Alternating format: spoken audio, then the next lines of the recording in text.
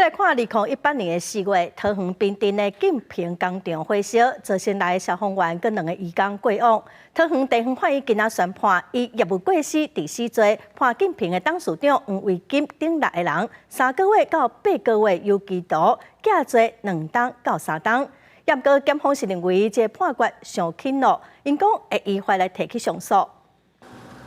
时间等到2018年4月底，桃园滨镇建平工厂有一场大火，隆重达走3名消防员甲2名渔工的性命。董事长黄维金等6位主管方进定方便行事，使用较会烧的材质风管，搁伫防火警精简维修建筑。桃园地院以业务过失致死罪处6个人有期徒刑3至8个月，缓刑2至3年不定。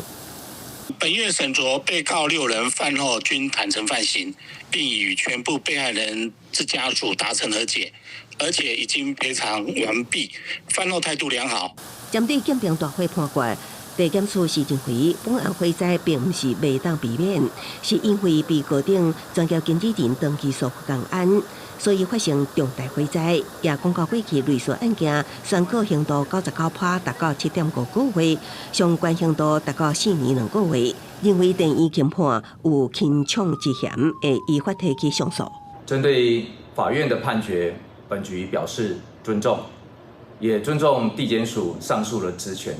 消防局对判决表示尊重，也过也呼吁依据内政部针对建平工厂火灾专方位专案报告，有关对地区的完整性违规扩建、占用防火隔离、甲制定排气风管材质、参定期清理等事项，建议确实执行，以降低人员防救灾风险。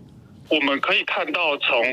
这晋鹏大火发生之后，晋鹏公司在111年的12月仍然有这个违反职业安全卫生法相关的记录。相关工作权益促进协会也认为判决过轻，提醒建平应该伫劳工职业安全、甲工厂安全上做相关的改革，也公告为建平到平阳大火拢显出工厂防灾措施改革是袂当等，应该做相关法律修改。记者综合报道。